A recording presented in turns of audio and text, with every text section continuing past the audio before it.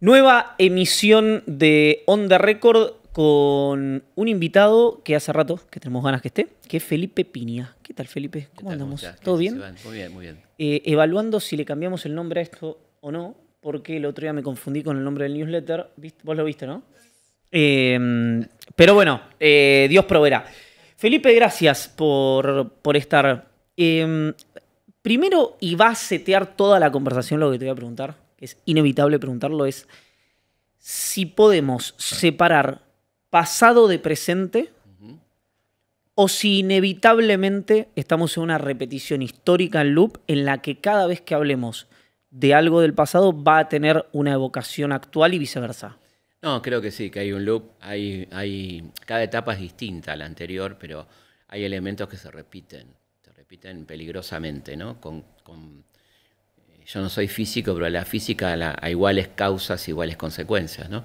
Entonces ya hemos vivido lo que ya tenemos una edad importante, hemos vivido ya estas cosas de el dólar barato, los viajes, la destrucción de la industria nacional, una sociedad que mira para otro lado porque mientras la pasa bien y después se lamenta, una sociedad muy sorda en general, que no quiere escuchar, muy negadora, ¿no? Eso,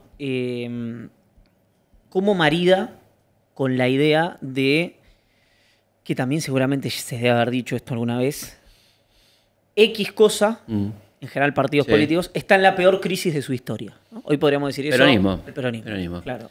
Sí, creo que el peronismo está en la peor crisis de su historia. O sea, creo que tuvo una fuerte crisis en el 83, obviamente por la derrota, una derrota que no se esperaba, a manos de un gran candidato que fue Alfonsín, sin duda. Y creo que esta es la segunda crisis. Yo creo que una crisis muy, muy grave, muy grave.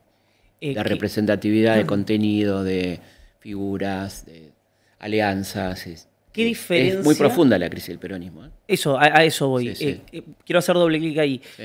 ¿Qué diferencias, similitudes, digamos, le ves con la del 83? Digamos, si yo te tuviera que decir cuadro de doble entrada, ¿no? Comparativas, desarrolle, ¿qué es lo que más te interesa? Me interesa diferenciar porque la gente tiende a asimilar, ¿no? Son dos crisis muy diferentes. El 83, el peronismo venía de un muy mal recuerdo del 75, fin 76, con el gobierno de Isabel, con López Rega, con la AAA, con la guerrilla, con todo lo que pasó. Había elegido un muy mal candidato, evidentemente. Luder no era un candidato carismático frente a un tipo que era tremendamente carismático, que era Alfonsín, que venía con una propuesta clara en un tema que a la sociedad en ese momento le importaba, como eran los derechos humanos. Se equivocó y bueno, pagó con una derrota que no esperaba, ¿no? Pudo mantener bastante las gobernaciones, bueno, no es que fue una derrota total, pero provocó una crisis de la cual va a salir bastante bien después a partir del 85 con la renovación. Yo creo que la crisis actual es muy grave porque hay una crisis de representatividad, de desgaste de los principales referentes, de peleas internas bastante incomprensibles, salvo a partir del ego, me parece. ¿Te puedo preguntar a qué te referís con eso? No, a la pelea Cristina-Axel me parece que es completamente inoportuna, ¿no? ¿Y dónde ves, cuando decís del ego, dónde lo ves eso? No, veo que hay un ego en el sentido de que nadie se termina de bajar del todo de esa discusión, ¿no? Digamos que cuando está en juego el país, ponele. En definitiva son la principal oposición, ¿no? Entonces, eso me parece. Vienen de un pésimo gobierno, con un pésimo presidente, como fue Alberto, con una gestión muy mala, en la que también seguramente tendrá responsabilidad Cristina, pues era la vicepresidenta. Entonces, bueno, hay muchos elementos para decir que el peronismo está en crisis, ¿no? Y lo cual debería ser algo positivo, para decir, bueno, vamos a hacer algo nuevo, ¿no? Claro. No decir, bueno, se acabó, está derrotado, no sirve más, ¿no? Sí, ahí hay dos cosas interesantes que es, por un lado, una enorme falta de ideas nuevas. Ni siquiera digo buenas, nuevas. Claro. Yo ya estoy en un nivel con que haya una idea nueva. Exacto. Después discutimos si es buena o es mala. A mí me pasa lo mismo. Y un Axel que dice nuevas melodías, pero no las compuso todavía. Claro. Es una evocación de las nuevas melodías, pero su ejercicio de la gestión y su ejercicio narrativo es el que viene siendo hace 2011, 2012, 2013. Exacto. Si vos te tuvieras que sentar, ¿no? Dicen, bueno, Felipe Piña, umpire, ¿no? Felipe Piña, árbitro, que dice, yo les cuento, les doy las herramientas para que ustedes definan. Ese tipo de discusión entre el líder y un eventual heredero, sucesor natural o lo que fuere. ¿Pesa más la idea de si querés ser tenés que matar porque el poder no se hereda? ¿O pesa más la idea de la lealtad como elemento o de continuidad o de ruptura? No lo tengo claro, la verdad, no lo tengo claro. Creo que hay una mezcla en este momento, ¿no? No hay una definición tan clara, porque no es tan taxativo lo que está pasando, pero para colmo es eso, es una indefinición, porque Claro. Lo peor, si hubiera una decisión en los dos argumentos que vos planteás, no lo hay tampoco. Es como que sigue albertizado el peronismo, ¿no? Claro. Incluso en la interna de Axel y Cristina. Como dice mi amigo Pedro Saborido, socialdemocratizado. Sí. El albertismo. Y yo creo que sí, que hay un poco de eso. Bueno, y además creo que realmente la batalla cultural la está ganando por goleada Milei, no tengo ninguna duda, ¿no? Claro. Está ganando. ¿Hubo algún otro momento en que haya habido, democrático, en que haya habido tanto desequilibrio entre, en términos de triunfo narrativo, del no peronismo versus el peronismo? Elijo hacer una nota de abajo, ¿no? Una nota al pie. Que es, yo no creo que Milei sea antiperonista en lo más mínimo, digamos. Veo un gobierno mucho más vinculado a lo popular que lo que fue Juntos por el Cambio, pero por varios cuerpos de ventaja, ¿no? Pero bueno, sobre todo por el carisma. Vos lo ubicás ahí. Yo lo ubico ahí, lo ubico en la cuestión de la revancha, que siempre tiene algo de populismo, ¿no? La revancha tiene algo del revanchismo, tiene algo de muy populista, digamos, ¿no? Pero es cero republicano, por ejemplo. Cero republicano, por supuesto, ¿no? La República no aparece en su discurso ni está presente. O sea, prescinde del Congreso, prescinde de la vicepresidenta, prescinde de todo aquello que tenga que ver con la República, por supuesto. Lo cual a la gente parece no importa, a una parte importante parece no importarle mucho, ¿no? Sí, de hecho... Yo creo que uno nunca tiene que perder de vista eso, no para dejar de pensar lo que uno piensa, sino para entender qué está pasando, ¿no? Digamos, yo creo ¿A qué te referís con esto? No, me refiero a que uno tiene una honestidad intelectual donde no va a dejar de pensar lo que cree que es correcto, ¿no? Y a la vez evalúa que hay una parte importante de la sociedad que apoya este modelo. Claro. Son las dos cosas. Y eso no quiere decir que uno se tenga que sumar si no está de acuerdo. Pero también hay que respetar que una parte importante de este país apoya este modelo, ¿no? Sí, sí, sí.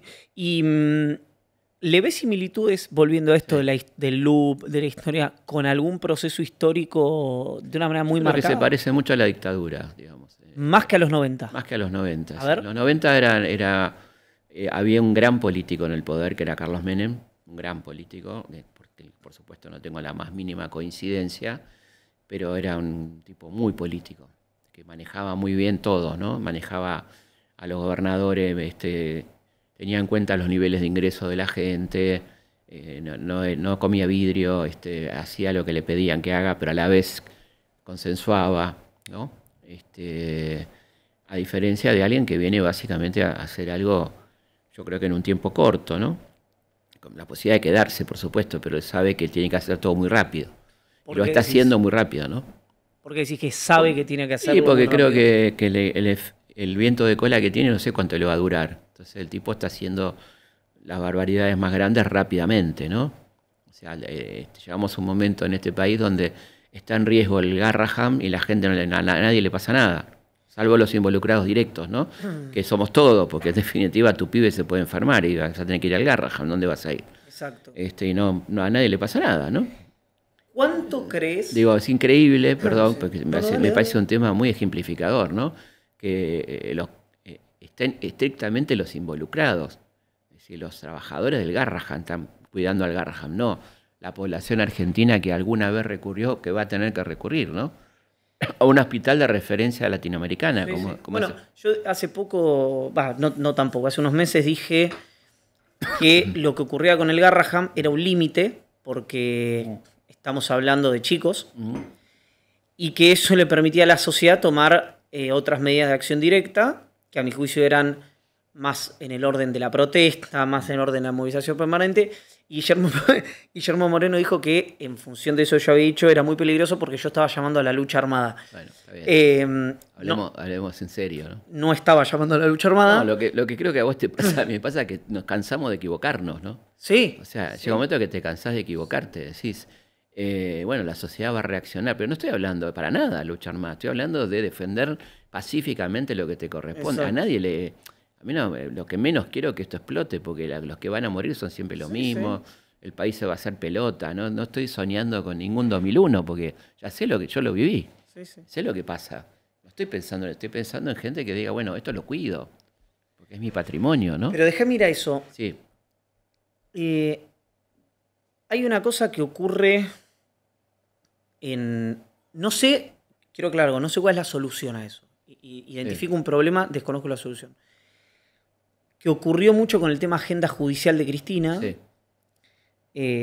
También vuelvo al punto, si evocás algún otro momento que crees que genera un link con el presente, adelante, pero que es agenda judicial donde era desde meterle 8 indagatorias en un día, a Cristina hasta la prisión de Ricardo Jaime, no para Cristina, sino para un dispositivo político, todo era lawfare. Es decir, no, pará. Una causa de una ley que pasó por el Congreso, que la votaron las dos cámaras, oficialismo y oposición, no merece una condena. La identificación del desvío de subsidios, el enriquecimiento de un funcionario, claro que merece una investigación y se amerita una condena. O sea, no es todo lawfare. Pues si todo es lawfare, nada es lawfare. No, claro. Y me pasa un poco lo mismo con el tema de Estado presente. Que hubo una defensa cerrada durante mucho tiempo de un concepto que no identificaba una empresa pública que no funcionaba y que era una bolsa de trabajo del sindicalismo, por llamar a decirlo un término bien despectivo, se entiende. Del Garrahan. Claro. Sí, sí. ¿Es víctima de eso el movimiento nacional, el progresismo, como se le quiera llamar? ¿O si no hubiera existido, igual esta ola llevaba puesta ese discurso? Yo creo que tenía un bajo nivel de autocrítica para ciertas cosas que consideraba que era su patrimonio cultural, ¿no? Como el Estado. El Estado no se toca, no se autocritica, y el Estado era un desastre, ¿no? Y lo sigue siendo, donde la gente no estaba bien atendida, donde la guita no iba donde tenía que ir, donde había evidentemente focos de corrupción, donde había gente que no iba a trabajar y tenía que ir a trabajar. Eso se tendría que haber hecho en condiciones normales, donde realmente, si querés que el presupuesto alcance y llegue a donde tiene que llegar, un Estado eficiente. Eso no se hizo. Yo creo que los largos años del kirchnerismo, más los años de Alberto, no se hizo nada respecto en ese sentido, por un prurito de que era revisar realmente la planta estatal era discriminatorio para los empleados del Estado, cuando sabíamos que había ñoquis, y era en la propia defensa del verdadero trabajador estatal, claro, para que nadie cuestione su puesto de trabajo, ¿no? Y creo que no se llegó a discutir, como tantas otras cosas, de ciertas mañas que tiene el progresismo, que se niega a discutir cosas que son fundamentales, ¿no? Como el uso verdadero del presupuesto en beneficio de la gente. Pero bueno, hay como callos en la política, ¿viste? Los puestos del Estado que son elementos políticos, bueno, todas esas cosas que lo usó el radicalismo en su momento, que lo usa el peronismo, que lo usó el macrismo, que lo usan estos, bueno, qué sé yo. O sea, me parece que es una pena, porque ahora lo que se está haciendo es no discriminar entre el buen trabajador del Estado y el mal trabajador del Estado, por ejemplo, ¿no? ¿Y cuánto hay algo también de esto que se solapa todo el tiempo, ¿no? Las conversaciones, pero hay algo que me pareció a mí siempre muy tremendo fundamentalmente del gobierno de Alberto, pero uno habla del gobierno de Alberto con un nivel de disgusto y tal, que uno dice, che, es imposible que todo esto haya ocurrido solo en estos 4 años. Claro. Pero la verdad es que no le pasó a Macri, no le pasó a Cristina y tampoco le pasó a Milei esto que te voy a plantear ahora, que es el tema de la autoridad, ¿no? Y hay algo que creo que Milei reconstituyó, no solo para él, sino para los gobiernos que vengan, que es eso de la autoridad política. Totalmente. Esto de, yo lo hablaba con Tomás, con Rebor hace poco, y decía, che, en Estados Unidos, Jack Dorsey, antes de que sea Musk el dueño, lo cortó a Trump y lo sacó un tipo que había ganado, que las elecciones todavía no se había ido, y le borró la cuenta de Twitter. Y en China, te pongo los extremos, ¿no? Sí, sí. Y en China, Jack Ma, el dueño de Alibaba, emitió una serie de créditos sin aval del Estado chino, desapareció 3 meses y volvió afiliado al Partido Comunista. No te digo ni una ni la otra, claro. Pero la construcción de autoridad política tiene que existir. Sí, claro. ¿Crees que el deterioro, si es que coincidís que Alberto, digamos, deterioró esa figura, que Milei la está reconstituyendo o crees que este es un experimento distinto? No tengo duda que la está reconstituyendo. Sí, es un tipo que tiene un nivel de autoridad importante. Él y su hermana, digamos. La pareja gobernante, los hermanos gobernantes tienen un poder importante y ahí genera una sensación de respeto, ponele. Entendemos de qué estamos hablando, ¿no? Sí, lo está reconstituyendo, claramente. Creo que bien, y además viniendo de una persona con muy poca autoridad, ¿no? ¿En qué sentido? Como era Alberto. De Alberto. Claro, sí, Alberto, claro. que bueno, en la cual también hay una responsabilidad de Cristina, Obviamente. de la cámpora, de lo que sea, qué sé yo, del aparato justicialista.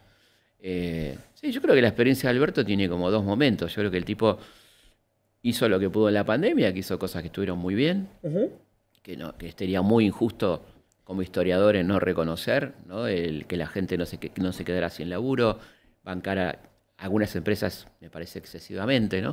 Pero bueno, era la cuestión de cuidar los empleos, de subsidios, crédito. Sí, la gestión sanitaria incluso La gestión sanitaria. fue muy buena si corres los focos, digamos, de conflicto, fiesta de olivos, vacunatorio, etcétera. Sí. Fue muy buena. Sin duda. Y después era un gobierno no peronista. ¿Vos crees que era un gobierno no peronista? No peronista, por supuesto. Donde ¿En el qué? salario, y bueno, la cuestión del salario, la cuestión del temor permanente a tomar decisiones, ¿no? Que creo que fueron corriendo a la gente de ese lugar. Creo que a la gente le gusta la autoridad. Absoluta. Más acá. Claramente, es un Sí, país donde claro. le gusta la autoridad. Absolutamente. Donde lo que no le gusta a la gente es el tipo que no se decide, que era justamente Alberto. Tipo que sí, pero Vicentín, por ejemplo, ¿no? Sí. O sea, no digas nada. Si no lo vas a hacer, no digas nada porque después es 10 veces peor. Sí, incluso la pelea con Cristina. Claro, exactamente. ¿Qué te define a vos si un gobierno es o no es peronista? Porque, perdón, in my books, Menem, claro. Duhalde, los Kirchner y Alberto fueron todos peronistas. Todos de distinta manera, sí, yo creo que sí, de alguna manera. Que quizá Menem se corrió del peronismo clásico en cuanto a lo que significa el Estado, la justicia social, que eran los valores clásicos del peronismo, ¿no? Me parece que ahí sí hay una diferencia, pero su forma tan carismática y tan cercana a la gente eran bastante peronistas, ¿no? O sea, yo creo que de praxis. Hoy el peronómetro está bastante deteriorado, qué sé yo, no sé. Tampoco soy alguien que pueda decirlo con toda claridad, pero me parece que es claro cuando vos te das cuenta que no está siendo un gobierno de lo que la gente votó. Los peronistas votaron, digamos, ¿no? Alberto se corrió mucho de eso, ¿no? Sí. Demasiado conciliador, demasiado socialdemócrata, demasiado pidiendo permiso para todo, y además con un conflicto interno muy fuerte, ¿no?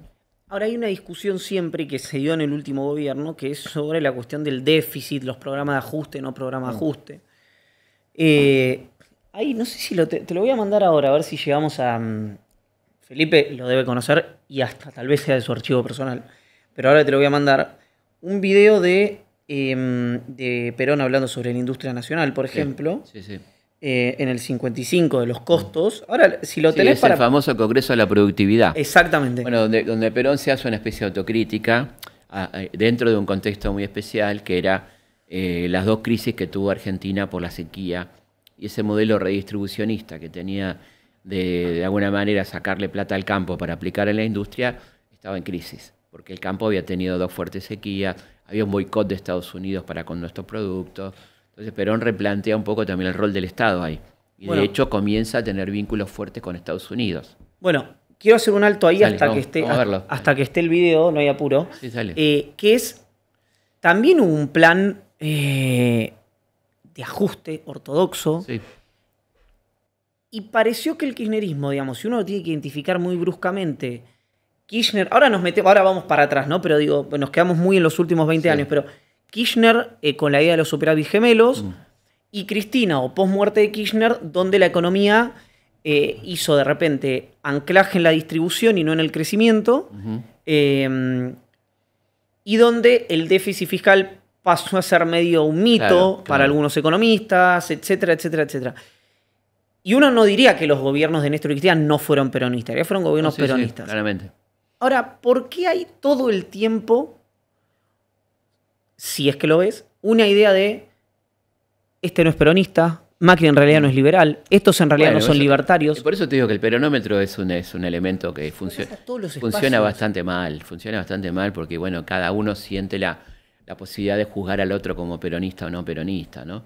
Me acuerdo de una escena de una película de Pino Solanas, que maravillosa, donde después del 1 de mayo se juntan un grupo de jóvenes peronistas y dicen: Perón dejó de ser peronista, ¿no? Buenísimo. Porque los había echado de la plaza. Eso es el peronismo también. Esa capacidad de decir: yo soy peronista, vos no sos peronista. Perón no es peronista, ¿no? Buenísimo. Digamos, ya llega un punto, ¿viste? Es una hipérbole. Claro, qué sé yo. Sí. Es como... Y bueno, tiene que ver con la laxitud que tiene el movimiento, ¿no? Donde tenés figuras tan dicotómicas, qué sé yo. Lo tenés a Hugo Moyano, lo tenés a Ofelia Fernández, ¿no? O sea, y no son peronistas, y sí, son peronistas, pero o Grabois, qué sé yo. Sí. Eso es muy complejo. Y ahora, ¿quién diría que no son peronistas? ¿Y quién tiene el peronómetro para decir sí? Pero cada uno lo usa a su tiempo, ¿no? Pero la gimnasia, además, en realidad, esa afirmación esconde una pregunta. La gimnasia del peronómetro esconde algo muy trotskista, ¿no? Medio sectario. Sí. En realidad, el peronismo es un movimiento. Sí. Y quien se aferra al peronómetro dice: bueno, vos entrás, vos no. Cuando Perón, que en la famosa entrevista que le hace Villarroel y Timerman, él dice: tenemos conservadores, tenemos gente del Partido Comunista. El Frejuli era un frente muy amplio. ¿Por qué se da eso? ¿Y se dio siempre también? Bueno, pero Perón era un tipo era un gran político, ¿no? Independientemente de lo que se piense de él, porque hay como una obturación de los antiperonistas de entender quién era Perón, porque no lo conocen. Perón era un tipo muy amplio. Claro. Tuvo sus momentos muy jodidos de persecución a la oposición, en el primer peronismo, de cierre de la prensa, de La Vanguardia, de Balbín exiliado y preso. Bueno, después creo que ya el 73 es otro Perón, que lamentablemente le tocó una coyuntura muy difícil a nivel mundial, conflictos internos sangrientos en su movimiento, pero vuelve un tipo de conciliación, digamos, ¿no? Es lo que él pretendía, por lo menos. Y sí, yo creo que está bueno recordar a ese Perón, ¿no? Es decir, Perón no hubiera usado el peronómetro probablemente. No lo usaba. Él, que era el dueño de la marca, digamos, no lo usaba.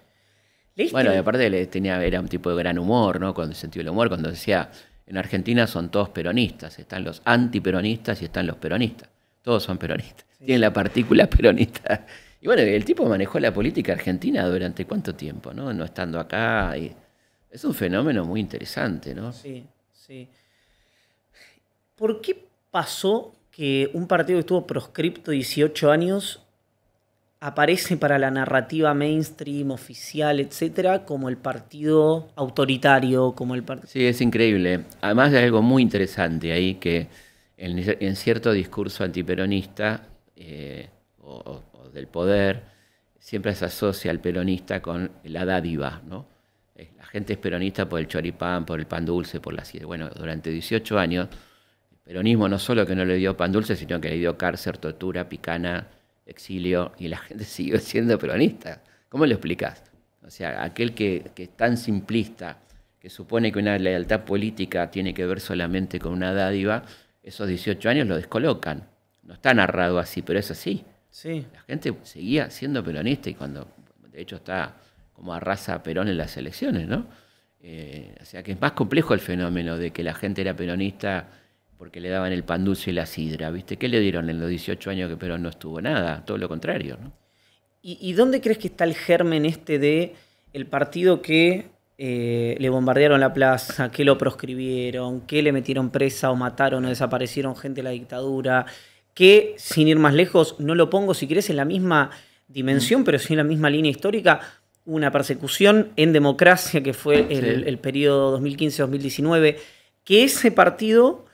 se ha visto por un sector enorme de la población como el partido autoritario en contra de las instituciones, y en cambio quienes ejecutaron en esa línea histórica todas estas cuestiones que yo te mencioné se han visto como la república. ¿Por qué ocurrió? Y yo creo que es una narrativa muy bien armada, ¿no? Una narrativa muy bien armada donde cuando cierto sector social ejerce el poder, parece que está mal, que no le corresponde, ¿no? Digamos, siempre va a ser mucho más sospechoso un peronista que se enriquece que un radical que se enriquece, ¿no? O un macrista que hace algún negocio turbio. Siempre el foco va a estar puesto en el peronista, no en el otro, que parece que es natural que así sea, ¿no? Es una mirada muy, muy loca que tenemos de la sociedad, ¿no? Y por supuesto no estoy justificando ningún caso de corrupción, quiero decir que claramente es distinto si hay un peronista corrupto que si hay un macrista corrupto, ¿no? Sí, sí. Completamente diferente a la mirada de la sociedad. Sí. Lo cual es una locura, ¿no? De hecho, hay una frase de Pepe Mujica que dice, y que me parece que aplica al mundo, no solamente a Uruguay, Claro. sino a Argentina, al mundo, dice, si los de izquierda roban y los de derecha roban, el problema no es la ideología, sino el ser humano. Exactamente. Y cuando uno mira los últimos años X de la historia argentina, difícil pensar que no hubo corrupción en los gobiernos de Juntos por el Cambio, en la ciudad, en la nación, en la provincia, etcétera. Ni hablar. Perdón, La dictadura. En la dictadura, Escandaloso. Con el radicalismo con De la Rúa y Totalmente. tal. Y cuando vos veías funcionarios desfilando por la cárcel de Seiza, eran todos peronistas. Todos peronistas. Es un tema como que estadísticamente no te da. Sí, claramente. Sí, además la colaboración histórica del radicalismo con las dictaduras no está tan dicha, ¿no? Independientemente que haya habido figuras muy nobles como la de Alfonsín, otro sector del partido colaboró con toda la dictadura. El candidato de la Libertadora era Balbín, claro, digamos, por ejemplo, ¿no? Claro. Esto lo pueden buscar porque les puede sonar, bueno, búsquenlo. Sí. ¿Quién era el candidato de la Libertadora en el 58 contra Frondizi? Era Balbín.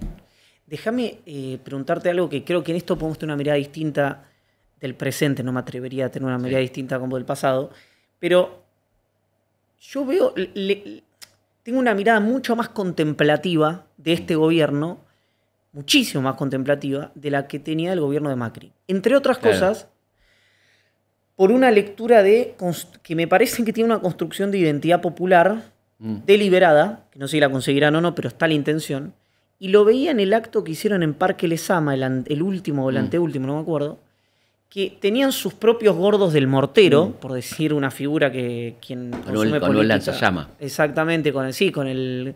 Pero que nadie dijo nada. ¿Cuándo? Nadie dijo nada. Un tipo que estaba con un lanzallamas. No lo vi el del lanzallamas. Fíjate, vi un par caminando. No, pero pará. Un par de macristas vieron esos videos que gente organizada estaba yendo a una movilización de Milei. Todo morochaje organizado para una movilización. Parecía una marcha peronista. Muy peronista, claro. Muy peronista. Un par de macristas, todo redes lo que te estoy diciendo, ¿no? Que empezaron a pegar por ahí y salieron el famoso Gordodán, Juan Pablo Carreira, que es director de comunicación digital, y Agustín Romo, que toda la mesa de Santiago Caputo, muy cercanos a Milei, a decir, al que no le guste esto es porque, cito de memoria, ¿no? Al que no le guste esto es porque es un clasista, y si le molesta que un morocho, o no sé cómo le dijeron, vaya a una movilización de la Libertad Avanza, se puede afiliar rápidamente al PRO o a Juntos por el Cambio. Es imposible no sentir empatía ante una definición política de esa naturaleza. Sí. ¿Crees que se queda ahí? ¿O le ves la posibilidad de construir una derecha popular o algo por el estilo? No sé, no lo sé, sinceramente. Vos es pasado, no futuro. No, no lo sé, porque quiero ser muy honesto en lo que estoy diciendo, no lo sé. Me parece que eso me parece bien, lo que se está diciendo ahí, y habla de una mirada diferente a la que tiene el PRO, que claramente el PRO y el radicalismo que tenemos hoy, que es un radicalismo de ultraderecha, ¿no? Sí, sí. Que es muy clasista. Entonces creo que no toleran ese tipo de cosas, ¿no? Y creo que, no sé, me parece que hay una intención de construcción de un movimiento. No sé cómo les va a ir. ¿Cómo es? Hay un consenso fuerte, que yo no sé si el pibe, Milei, está en condiciones de capitalizar, ¿no? Viene bien por ahora. Sí, pero digo, hay un consenso fuerte. Sí. Es indudable, ¿no? ¿Cómo es dedicarte a la historia en tiempos de TikTok, ¿no? Donde parece no solo que no hay ayer, parece que no hay recién. No, es un desafío que me encanta. Me parece que yo estoy ahora con un canal de YouTube que lancé, que nos está yendo muy bien, donde tenemos de todo, mucho público joven. Me parece que es un desafío que se nos invita a irnos renovando y viendo las nuevas formas de comunicación, que son interesantísimas, ¿no? Porque el TikTok, por ejemplo, yo no estoy en TikTok, estoy pensando en hacer algo, y lo interesante es lo que te obliga es a la capacidad de síntesis, por ejemplo, ¿no? Claro. De decir cosas importantes en poco tiempo. Me parece buenísimo. A mí me parece que las redes bien usadas, salvo Twitter, que me parece que es una red despreciable y manejada por un ser muy despreciable, el resto me parece súper interesante, ¿no? Pero me refiero no solamente a lo procedimental, sino a que en realidad cometería una injusticia. Decime cómo lo ves vos. A mí me da la sensación que tanto Cristina como Milei usan mucho la historia, mucho más Cristina, obviamente. Cosa que no hizo Macri. No, para nada. Bueno, quizá por ignorancia, ¿no? Probablemente, probablemente. No veo en Milei tampoco un conocimiento vasto sobre el tema, por supuesto. pero veo un interés. Claro. De hecho... O de la gente que lo rodea, ponele. De hecho, me pasó algo muy impresionante que fue... le digo, a alguien de Casa Rosada, ¿viste cuando hicieron el Salón de los Próceres? Claro. No sé si ubicás, recordás más o menos a quiénes pusieron. Sí, cómo no. Es algo que hizo Karina eso, ¿no? Sí. Y entonces llamé a alguien del equipo de Karina y digo, es muy potente la muestra. Primero, porque no tiene ningún sentido histórico. Claro. Y segundo, porque no hay nadie, excepto Menem, no hay nadie del siglo XX. Sí, Alfonsín, por ejemplo. ¿No? Claro. Y me dice, te digo la verdad, me impresiona, me dice, te digo la verdad, no me había dado cuenta. Claro. Pusimos los que nos gustaban. Y uno de estos me dice, existió la discusión de poner a Perón o no, yo lo quería poner, terminaron decidiendo que no. ¿Qué hay ahí? No sé, esto de decir, porque me gusta, no sé cuáles son los gustos, ¿no? Porque es bastante heterogéneo el salón.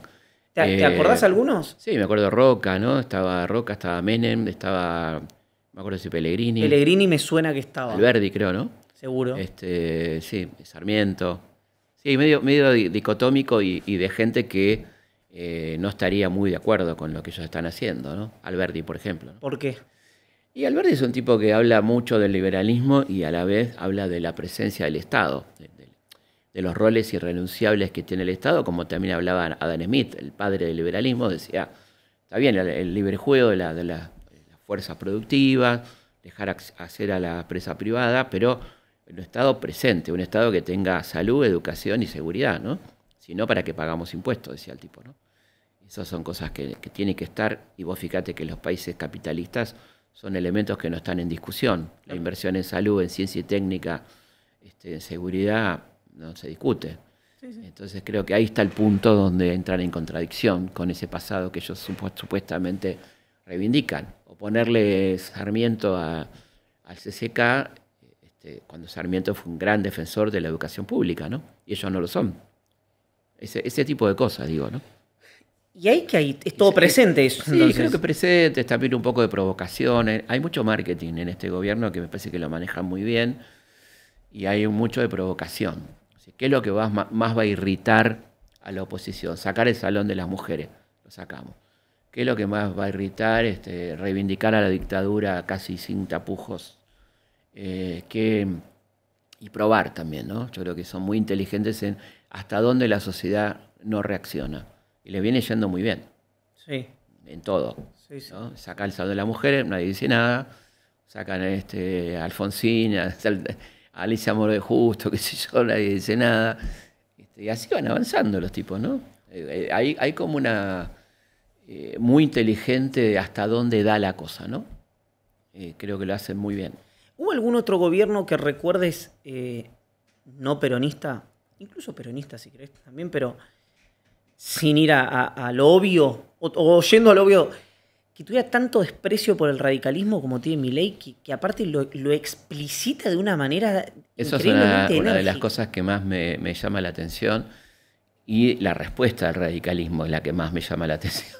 Porque es como, estamos muy molestos. Tenés a De Loredo con el vestido de, no sé, de paje, ¿no? De sirviente arrodillado, ¿no? Aparentemente a cambio de nada, aunque algo debe haber a cambio seguramente, que nosotros no sabemos, ¿no? Sí. Viene de una familia muy particular, ¿no? Los Aguad, toda esa gente. Pero es increíble realmente, ¿no? Pero además meterse con cosas muy fuertes, porque cuando él dice la Argentina fue una porquería hasta 19... O sea, todo lo que pasó después de 1910 es un desastre. Ahí tenés Irigoyen, Alvear, o sea, entran todos ahí. Es muy loco, ¿no? El desprecio por Alfonsín explícitamente, ¿no? Impresionante. Y el radicalismo no solo no dice nada, sino que le apoyan, la acompañan, le dan cuadros, le votan todo, ¿no? Y te preguntaba eso, ¿registrás que haya pasado esto alguna vez, ese nivel de desprecio? Yo creo que es interesante en torno a lo que vos decías, porque yo creo que los tipos hacen varias cosas son excelentes en el manejo de la comunicación, ¿no? Nosotros estamos discutiendo esto y en el medio pasa un elefante. Estamos discutiendo si Yuyito o no, Yuyito sí, y en el medio te cierran el Garraham, ¿no? También hay un elemento de distracción en todo esto. Y yo creo que el tipo es muy inteligente, o el equipo asesores, o no sé quién, de pegarle al aliado que está ahí, que se lo está comiendo, que es el radicalismo, terminar de comerse a lo último que le queda de ese partido ya de ultraderecha, que es el radicalismo, y bueno, le incorpora directamente, ¿no? ¿Para qué lo quiere? Digamos. Entonces, ¿a quién le va a pegar? ¿Para qué le va a pegar al peronismo? Le pega, pero bueno, históricamente, bueno, pero el radicalismo es un elemento interesante para él porque sabe que su electorado, que se corrió a la derecha de una manera muy fuerte, es un electorado que puede ser de él. Y ahí, en ese comerse a otros espacios, en el acuerdo, por lo menos... Al PRO ya está. El PRO ya está. El acuerdo táctico con el peronismo, con un sector del peronismo. ¿No le ves similitudes con los 90? Porque yo hablaba con gente cercana a Milei y me decía, nosotros lo que queremos recrear es un neomenemismo. Sí. Y me parece que es obvia, la jugada es como grotescamente obvia. Vos no ves tanta similitud por lo que me decías hace un rato. No, sí, hay mucho de los 90, hay mucho de 90, mucho folclore del 90, mucha cosa noventista, pero no le veo la calidad política todavía a este muchacho que la que tenía Menem. Claro. Eso es simplemente eso. Sí. Obviamente hay un intento de reflotar aquello, ¿no? Creo que las condiciones macroeconómicas e históricas y el contexto mundial es otro de lo que eran los 90, ¿no? Sí, claro. Mucho más complejo, estamos al borde de una tercera guerra, no sé, hay cosas muy, muy pesadas que están pasando, ¿no? Que en este ombliguismo que tenemos nosotros, que parece que lo único que importa es lo que pasa acá, bueno, están pasando cosas en el mundo muy graves, ¿no? Felipe, hablemos de... ¿Cuál es el panteón, perdón por la obviedad, de los próceres de Felipe Piña? Es amplio. Yo creo que hay... Haceme un recorte. No, un recorte porque cada uno de los que te voy a nombrar tiene cosas muy interesantes y a la vez muy contradictorias. Para mí Sarmiento es un tipo que tendría que estar en mi salón de los próceres, tenía que estar. Alberdi es un tipo que tenía que estar. San Martín, Belgrano, Güemes, María Remedio del Valle, Alfonsina, Juana Zurduy. Bueno, Irigoyen es un tipo interesante. Frondizi tiene cosas interesantes, otras cosas tremendas, pero bueno, es un presidente muy interesante. Obviamente Alfonsín, yo creo que Kirchner también fue un gobierno interesante, ¿no? Es muy amplio. Perón, por supuesto. Claro. Rosas también. Quiroga también. Por eso digo, es muy amplio. Roca no. Sí, Roca tiene algo muy importante. Roca es el tipo que uno lo que le critica a Roca es básicamente lo de la campaña al desierto. Fíjate que no es una campaña al desierto sangrienta comparada con la Rosas, por ejemplo, que fue más sangrienta, sino más bien lo que significó el reparto de la tierra de una manera que no le sirvió al país. O sea, a diferencia de lo que hizo Estados Unidos, que repartió la tierra de una manera muy equitativa, 30 hectáreas por familia, y ahí tenés a los Ingalls y un crecimiento muy sostenido y parejo de los Estados Unidos, a diferencia de tierras que quedaron improductivas en manos de no más de 500 familias, de millones y millones de hectáreas, ¿no? Desde ese punto de vista me parece que lo que hizo Roca no fue correcto, y después hizo cosas muy buenas como las leyes laicas, como un Estado fuerte, porque contrariamente a lo que se supone, la generación del 80 planteó un Estado muy fuerte. Todos estos colegios maravillosos nacionales que vemos en el país son de esa época. Claro. Los primeros hospitales, no sé, muchas cosas. La ley 1420, ¿no? De educación gratuita obligatoria, que cambió el perfil de la Argentina. Argentina era el país más alfabetizado de América durante mucho tiempo, junto con Uruguay, ¿no? Así que, por supuesto que a mí me parece que la cosa cuando nos complicamos es cuando no podemos reconocer a alguien que no piensa exactamente como vos cosas positivas, y en gente que piensa parecido a vos cosas negativas, ¿no? Cuando nos fanatizamos, ahí la complicamos, sí. La complicamos, ¿no? Es decir, sí, no le veo nada malo a este, y ojo con decir algo malo de este, porque, ¿viste? Y la verdad que la profesión de historiador es un poco ingrata en ese sentido, porque nunca vas a dejar conforme a todos, y tampoco es mi intención, básicamente por una cuestión de honestidad. Lógico. O sea, si voy a hablar de Perón, voy a hablar de la persecución a la oposición, y voy a hablar también de la gran obra social que hizo, qué sé yo. Se enojará quien se enoje, ¿viste? Depende. Cuando yo daba clases Y decía, bueno, la facultad, qué sé yo, bueno, chicos, no puedo hablar en estéreo. ¿Empiezo por una parte o empiezo por la otra? Lo bueno o lo malo de este periodo, ¿no? Porque si empezás por esto, sos esto, y si empezás por lo otro, sos lo otro. Bueno, como no puedo... No puedo hablar en estéreo, es excelente. Claro, ¿viste? Entonces déjenme de joder y déjenme empezar, después vamos a discutir. ¿Crees que esto tiene que ver con vos, con el Felipe persona, digamos? Sí. No con el Felipe producto. Sí. Que hayas dado clases tantos años y a chicos jóvenes, Sí. quiero decir, ¿te ayuda hoy Sí. a tener esa llegada que tenés a Bueno, los pibes? yo creo que es todo, eso fue todo para mí. Fueron 20 años de ejercicio de la docencia que para mí fue fundamental. Con mucha pasión, mucho cariño y en una escuela tan hermosa como el Pellegrini y en la UBA. Y sí, la necesidad de que te entiendan y ser claro para mí fue fundamental, ¿no? Y la verdad que eran muy lindas clases, hicimos cosas muy lindas, hicimos toda una colección de documentales con los pibes del Pele, ¿viste? Fueron años hermosos para mí. Ahí está el video, que no lo podemos poner por un tema de derechos, que es el de... No, un video no es un video, es un archivo... Ay, se me bugueó el cerebro. El de cuando llaman a López Rega. Cámpora. A López Rega. A Puerta Hierro. Exactamente, atiende López Rega. Y atiende... En realidad atiende Isabel. Atiende Isabel. Sí. ¿Cómo es esa...? Es extraordinario, es un documento que pusimos en esos documentales. Llama a Cámpora para decirle a Perón que ganaron las elecciones. Y entonces le dice, quiere hablar con el general, lo atiende un secretario, quiere hablar con el general, dice, ya le paso. Y agarra el teléfono y dice, doctor Cámpora, López Rega le habla. Y ahí termina. O sea, no pudo hablar con Perón, habló con López Rega. ¿Qué decía eso? Porque Eso a vos te gusta mucho ir, corregime, Sí, de lo sí. particular a lo general, Sí. ¿no? ¿Qué decía ese detalle? De ese Ese momento? detalle decía de cómo estaba la situación en torno a Perón. Yo no creo en la teoría del cerco, así tan que se habló tanto tiempo. Yo creo que Perón estaba muy rodeado por un tipo como López Rega, por supuesto, sin dejar de ser Perón, ¿no? Pero López Rega era un tipo que a la vez le venía bien, le complicaba la vida, pero a la vez le venía bien porque le sacaba de encima ciertas cosas, ¿no? Pero López Rega era un personaje siniestro y un psicópata que, por supuesto, manejaba la situación, la manejaba Isabel, lo manejaba Perón en algún punto, hasta cierto punto. ¿Te pasa un alto ahí? Sí. Si vos no conocés, no vos Felipe, ¿no? Sí. Alguien que está mirando ahora y que de paso les digo que se suscriban a nuestro canal de YouTube y le pongan like al vivo, dicho sea de paso.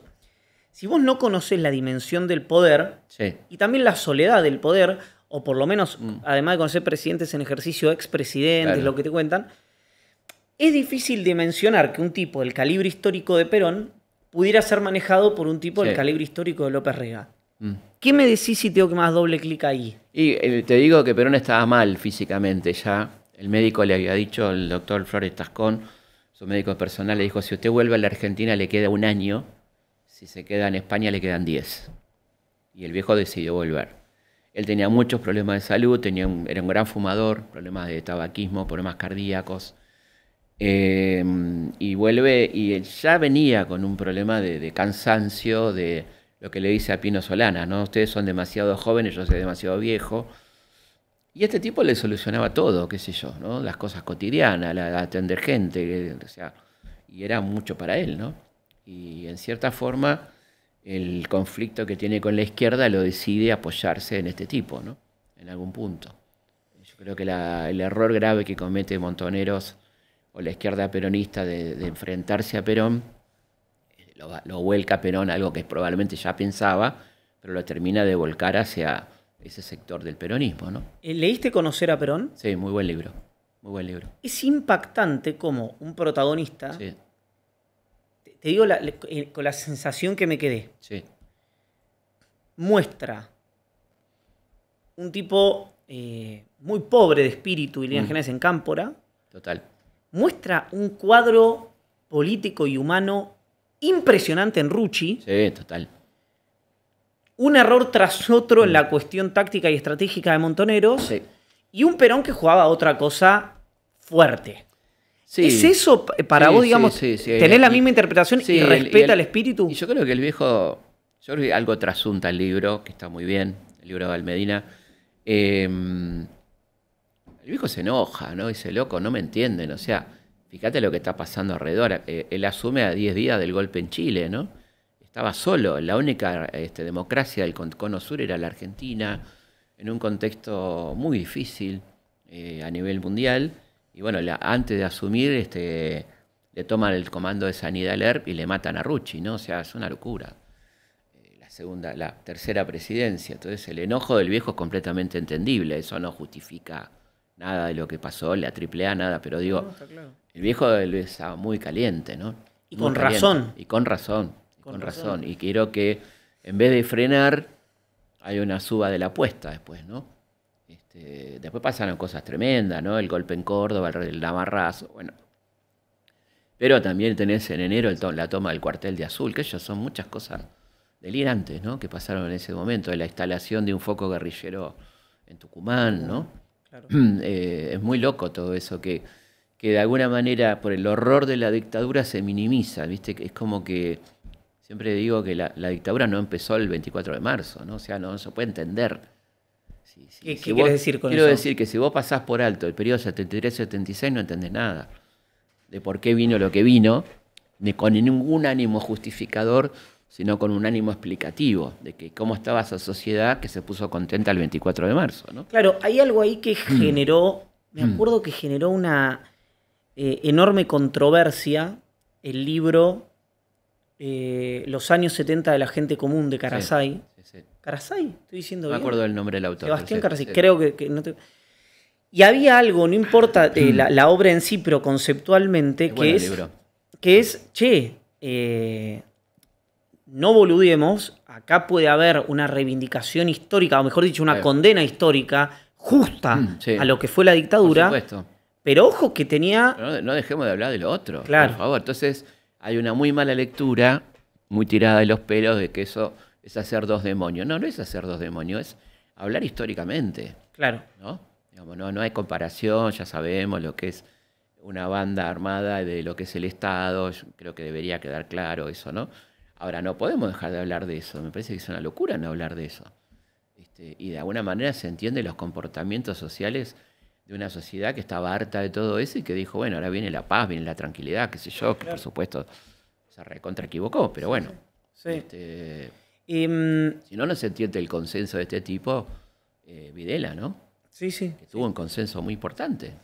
Y Entonces, yo creo que hay que ser más honesto históricamente, no estar guardando cosas con el temor de que no se entienda. No hace falta cambiar la historia para condenar absolutamente un horror como fue la dictadura. No tenés por qué dejar de hablar de otras cosas para condenar enfáticamente lo que fue el peor gobierno de la historia argentina, ¿no? Sí, porque después, además, viste, hay un meme que gira mucho en redes, el título de una nota que dice, lo tradujo rápido, porque dice, la peor persona que vos conocés puede tener un gran punto, y la verdad que cuando escucho algunas cosas de registro histórico de Villarroel, digo, che, la mina está pegando, perdón, me relajé en la conversación, la vicepresidenta quiero decir, pero está pegando en un lugar que es un punto ciego. Por supuesto. No está defendiendo. Fíjate una cosa, es interesante, Villarroel nunca defendió a la dictadura.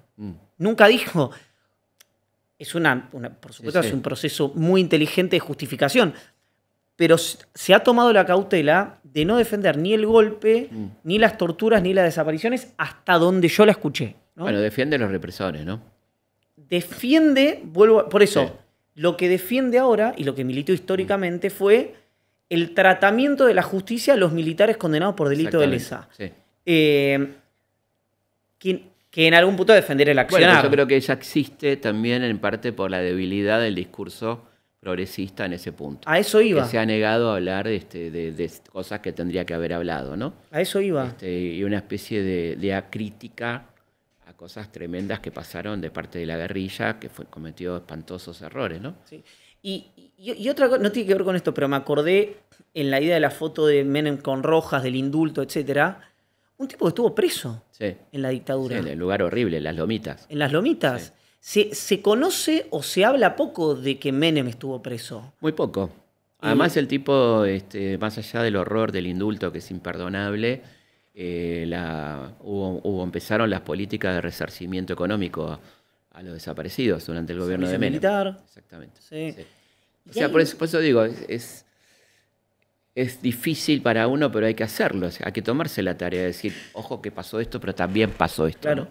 El indulto es demasiado. Sí, claro. ¿No? Ahora, también pasó que el Ministerio de Derechos Humanos empezó a pagar los subsidios a los desaparecidos, a las familias desaparecidos en ese momento, ¿no? A la vez pasó que el tipo lo fue a ver a Rojas y que todo eso, o sea, de verdad. Esa política arranca con Menem. O sea, a mí me mola la teoría de las compensaciones, ¿viste? Que si vos reconoces algo de esto, estás olvidándote, ¿no? Sí. Yo, quédese tranquila la gente que no me olvido de nada. Soy Funes el memorioso, ¿viste? Pero digo, a la vez está la honestidad, ¿no? Bueno, otra vez, está el Borges que apoya la dictadura y está el Borges que apoya a las madres Yo de lo Plaza de conocí a Mayo. Borges, hablé con Borges, tuve la suerte, agradecido a la vida, porque mi viejo le armaba charlas a Borges. Mi hijo tenía una productora de espectáculos, y le armaba charlas a Borges y yo lo iba a buscar y lo llevaba a la... ¿Qué edad tenías vos? Yo tenía 20 años. Un Felipe... contame esto, Es hermoso, por es favor. hermoso. Bueno, mi viejo armaba charlas y yo lo iba a buscar, íbamos a las charlas juntos y en la remis hablábamos de un tipo de una humildad extraordinaria que no le gustaba hablar de él. Hablaba de sus personajes, ¿viste? Busto Domecq o de Funes o de lo que sea. Y me preguntaba a mí, yo estaba estudiando en ese momento, que estaba estudiando, hablábamos de historia y hablamos un poco de lo que estaba pasando y él me dijo claramente que él se había equivocado, que le había apoyado y que después cuando fue al juicio vio una realidad que no le había prestado atención, no había querido mirar, dijo, ¿no? Sí, sí. Bueno. Y lo que escribe él, el artículo que escribe del juicio es extraordinario. Extraordinario. Ahí hay algo muy bueno, interesante. Ahí te podés quedar con el otro, si te haces el boludo de que hay otro, Exacto. o te quedás con uno. Él tiene una frase que para mí es extraordinaria, se comieron a los caníbales, ¿no? Claro. Hablando de los dos demonios, digamos, sí. ¿No? Se comieron a los caníbales, con esto que le decían, bueno, pero los otros, ¿no?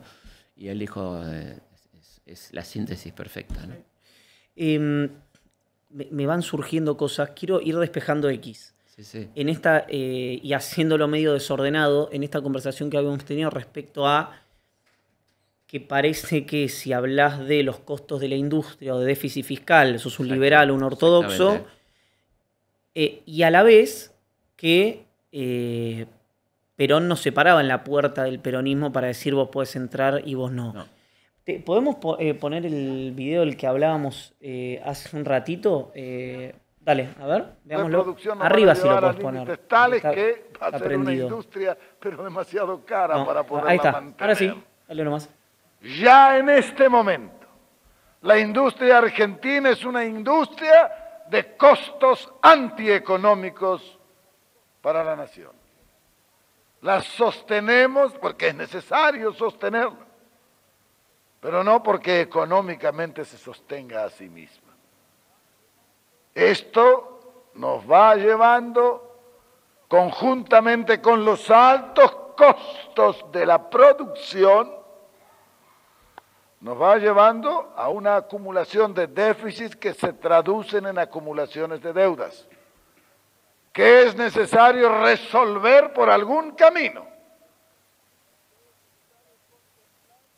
y que es necesario contemplar en todos los conceptos económicos que se barajan en todos los problemas nacionales.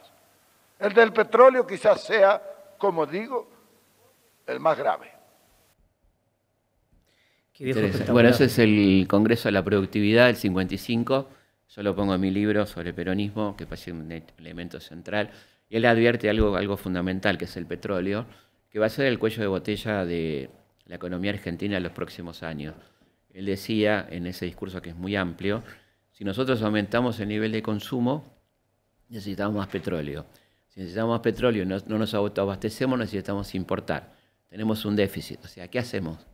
Incrementamos el consumo, bajamos el nivel de consumo con las clásicas recetas liberales. Eso es lo que está debatiendo en ese congreso. Muy interesante, ¿no? Así es. Y fíjate que lo que va a venir después es así. Frondizi logra el autoabastecimiento por poco tiempo, porque era el gran cuello de botella. Se estaba creando la industria automotriz, que va a hacer sobre todo con Frondizi, pero esa industria iba a incrementar muy notablemente el consumo de petróleo a nivel local. Y no tenías el petróleo necesario, ¿no? y tampoco tenía las divisas. O sea que ese es un punto muy importante de la historia argentina que marcó, bueno, los últimos 50, 60 años, ¿no? Felipe, te quiero preguntar muchas cosas más. Tengo que ir al baño. Bueno, dale. No te voy a mentir. No, está tranquilo. Pero quiero hablar de Mitre. ¿Cómo no? Alguien me decía, no puede ser, no sé si puedo decir o no, porque fue funcionario y ahora está en una empresa privada muy importante, pero me decía, no puede ser que no haya alguien, decía él, hablaba del peronismo, de nosotros, que haya escrito una obra que vos digas que es inapelable sobre Mitre, ¿no? Una obra fundacional y qué sé Sobre yo. Mitre. Sobre Mitre. Bueno, no hay mucha obra sobre Mitre, te voy a decir. Claro, y él decía, es el enemigo perfecto, pero es el enemigo. Decía esta persona que... Te voy a contar ahora, después anda al baño tranquilo, después te cuento algo sobre eso, si querés. Quiero hablar de Mitre. Dale. Quiero hablar de si hubo... Estuve con alguien de la izquierda española hace poco y me decía, no, ¿cuál fue el error de ustedes, más o menos? Dice, no, haber perdido la guerra. De ahí para adelante fue todo un desastre. Claro. Medio en chiste, medio en serio. ¿Hubo algún error? ¿Hubo un momento esta frase de... Cuando se jodió la Argentina. Y hay distintos momentos de donde se jodió la Argentina, creo yo. Creo que un punto seguro es el 30, ¿no? El 30, Sí, bien. seguro. Y Un después, antiperonista te va a decir el 45, digamos. Yo no creo que haya sido ese momento. El 55 es un momento en que se jodió la Argentina, seguramente. y después quiero hablar del 55, ¿no? De la sangre y el tiempo. ¿Cómo no? Bueno, pero voy al baño un cachitín. Dale. Y de paso, si hay mate, café... parezco Yo madre, otro café puedo tomar perfectamente. Sí, dale, cómo no. Sí, ¿por qué no? Con un poquito de leche, si puede ser.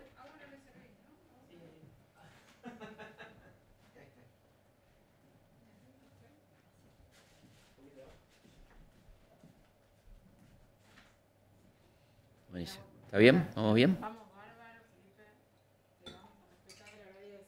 ¿Alguien tiene un cargador de iPhone por casualidad? Te lo doy. No, te lo doy. Sí, sí. Y no, sí, total. A lo que hay que ver.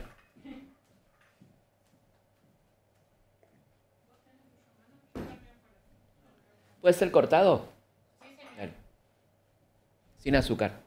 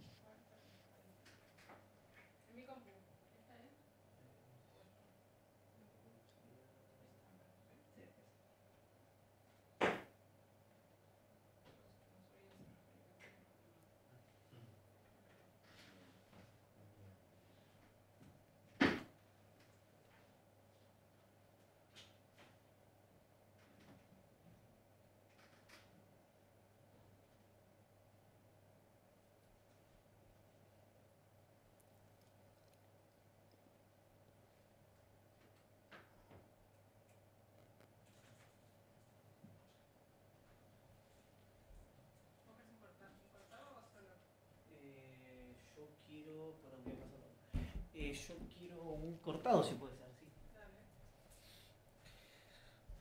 Bueno, Seguimos. seguimos. Arranquemos... Con Mitre. sí, con Mitre. Mitre Desarrolle. ¿Qué representa en la historia argentina para vos? Mitre es un personaje extraordinario de la historia argentina que tiene algunas cosas muy curiosas. Por ejemplo, cuando él era chiquito, un niño, tenía como una especie de obsesión con la lectura y su padre lo manda a la estancia de su amigo Prudencio Rosas, y ahí estaba Rosas, el hermano. Y el niño, bueno, no hacía otra cosa que leer. Y ya estaba medio hinchado Rosa de que le mandaba a hacer tareas y no las cumplía. Una de esas lo manda a vadear un campo con unos animales y se ahoga. Y el que le salva la vida es Rosas. A este pequeño Bartolomé Mitre. Pará. Juan Manuel. Juan Manuel de Rosas le salva la Le vida. salva la vida al al niño Mitre, a un niñito de 12 Un años. Juan Manuel de Un ¿cuántos Juan son? Manuel de 30, suponete. No tiene... Es maravilloso. Y después le manda una carta al padre de Mitre y le dice, le devuelvo a este caballerito que lo único que sabe hacer es sentarse a leer a la sombra, no sirve para nada y nunca va a llegar a nada. Y se lo manda de vuelta a la casa. Y este caballerito se convierte nada más y nada menos que en Bartolomé Mitre, el padre de la historia argentina, el primer tipo que escribe muy sistemáticamente y muy científicamente estos libros extraordinarios que son la historia de San Martín y la historia de Belgrano, que están muy bien escritos, con un recorte obviamente, ¿no? Según Alberdi, su principal enemigo político, lo que hace ahí Mitre es exaltar en Belgrano y San Martín virtudes que cree tener él, ¿no? Fíjate vos la crítica que le hace. Venenosa. Sí, tremenda. Pero son libros muy interesantes, bastante documentados. Y después un tipo que, bueno, es un político muy, muy fino, muy de la rosca. ¿Por qué muy de la rosca? Y porque era el gran negociador de la política argentina, por ejemplo, con Urquiza, cuando él acuerda con Urquiza que Urquiza va a perder en Pavón y que va a quedarse con Entre Ríos, le asigna a Urquiza el rol de controlar todos los despelotes del interior, donde estaba La Montonera, Peñalosa, Varela, eso lo tenía que controlar Urquiza de alguna manera, cosa que cumple a medias. Y después el gran armador junto con Roca de la política hasta que se muere a principios del siglo XX, ¿no? Es un tipo que manejó la política argentina 30, 40 años. Y además La Nación. Es muy interesante, yo diría fulconianamente, el tipo es el creador de la nación y de la nación, porque en definitiva es el que crea el Estado Nacional, ¿no? Cuando termina la unión después de Pavón y nace la nación argentina, crea la nación, el tipo, ¿no? De alguna manera, según su conveniencia o la de su clase, y crea un diario como La Nación, ¿no? Que vos fíjate que es un diario que sigue siendo mitrista y que, por ejemplo, cuando hubo libros críticos de Mitre, La Nación reaccionó de una manera muy violenta, ¿no? Ah, eso no lo... Sí, eso sí, me la sí. perdí. Por A ver, ejemplo, pues. hubo una pelea fuerte con Tulio Alperindongui por un libro de Alperín que hablaba de Mitre, no tan críticamente. No tan críticamente. No tan críticamente. Ah, fue una reacción de CIS un poco fuera de escala. Me parece que sí. Ok. Y también con Shumway, que fue un autor norteamericano que tiene un gran libro, se llama La Invención de la Argentina, donde hubo no le criticaron el libro, no le dieron cuenta a un libro que era muy importante. Bueno, o sea que el mitrismo tiene su supervivencia todavía, ¿no? No hay... Pero fue un tipo clave y yo creo que Perón era mitrista, ¿no? Perón era muy mitrista. ¿Por qué? Y bueno, por ejemplo, el tipo lo seguía admirando a este Mitre, fundador de la Nación. Y fíjate vos que la lectura que tiene el primer peronismo de la historia es una lectura muy clásica. Fíjate cuando nacionalizan los ferrocarriles los nombres que le pone Mitre, Sarmiento, Roca, San Martín y Belgrano, digamos, pero bueno, Mitre, Sarmiento y Roca a los ferrocarriles, ¿no? Los libros de texto que el antiperonismo se horroriza con Perón, Evita, qué sé yo, vas a encontrar el dibujo de Rivadavia, el dibujo de Mitre, el dibujo de Sarmiento. Hay un revisionismo que más bien es, muchas gracias, que más bien es post la caída de Perón, ese revisionismo tan fuerte, ¿no? Más antimitrista, si querés, ¿no? Felipe, decías...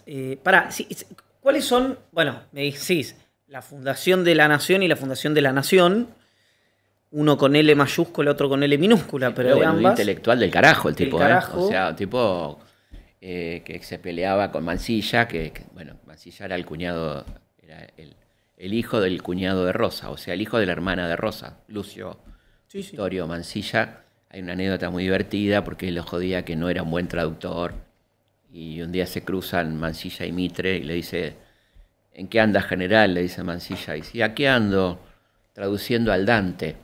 Y Mansilla le dice, está bien que se joda ese tano de mierda.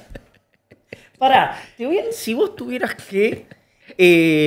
porque yo tengo... Mi hijo se llama Lucio. Sí. Por Lucio Mansilla. Sí. Extraordinario Si escritor. Felipe Piña tuviera que explicarle, no te voy a decir un Felipe Sí. for Kids, pero capaz que cuando crezca un poco, que está bien elegido el nombre, ¿qué dirías? Y le diría que es un tipo de una calidad literaria exquisita, un tipo que llevaba muy bien ser el sobrino de Rosas en un mundo de antirrosistas y que escribe un libro extraordinario como La excursión a los indios ranqueles, donde por primera vez en la literatura argentina le da la palabra al indio. Ahí Mariano Rosas habla y critica muy fuertemente la conquista, al blanco, la mentira del Winca, eso se lo hace Mansilla, ¿no? Que tiene una vida fascinante, aparte un dandy, bueno. ¿Por qué? Tiene un cuento que se los recomiendo, que es gratis porque está en YouTube, en Google lo pueden poner, que se llama Los 7 platos de arroz con leche. No lo Cuando él vuelve de toda una gira increíble que hace por el mundo, su papá lo manda a recorrer el mundo, va a la India, a Egipto, en locura, y vuelve y llega a Buenos Aires el día 1 de febrero del 52. Faltan 2 días para Caseros, fin de Rosas. Y va a presentarle los respetos a Tatita, a su tío Juan Manuel, y Juan Manuel está como loco, ensayando el discurso que va a leer a la legislatura, que no va a leer nunca porque ya está llegando el ejército grande, se está acercando al final, y el tipo cuenta cómo su tío le lee casi enloquecidamente ese discurso, y cuenta el tiempo que transcurre en toda esa lectura infinita por la cantidad de platos de arroz con leche que le trae Manuelita, su prima, que son 7. Entonces te va contando de una manera magistral. Es un cuento corto, excelente. El clima, el Rosas que sabe que se termina, él escuchando y no pudiéndole decir demasiado, y Manuelita que sabe que también está todo mal. ¿Un Lucio Mansilla de qué edad? Él tenía 30, tendría. 30. Sí. ¿Viste? El otro día Pero un veía... tipo muy bien puesto el nombre, es un personaje maravilloso. Un distinto, ¿no? ¿Sabés quién creo que se llama igual y también por Lucio Mansilla? El hijo de Diego Valenzuela, Ah, mirá. que ahora es intendente de 3 de Intendente febrero, de pero bueno, febrero. historiador también. Sí, sí. La otra vez veía que también en el método, cuando estuvo Corach, no sé si lo viste hablando de la vuelta de obligado, si viste ese recorte no lo vi, alguna vez. no lo vi. No, que él dice, ¿qué fue la vuelta de obligado?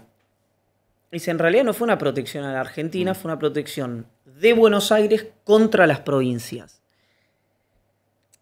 Uso ese ejemplo Mm, para... sí. Los historiadores son un poco como los abogados, Felipe, que es, tenés una biblioteca que dice una cosa y tenés una biblioteca que dice otra. Bueno, O- deberíamos estar un poco en el medio, ¿no? Teniendo en cuenta las dos bibliotecas, me parece a mí. ¿Se Y puede? Se puede, sí. Yo lo intento. Puede que te crean o no te crean, es otra cosa. Pero a mí me importa la verdad histórica, que siempre es una construcción. Pero bueno, uno tiene que aproximarse. Teniendo en cuenta que la historia es una aproximación. Nosotros no estamos ahí. Claro, Nos aproximamos Claro. a lo que pasó, ¿no? claro. No tenemos la hermosa máquina del tiempo que nos encantaría, pero no está.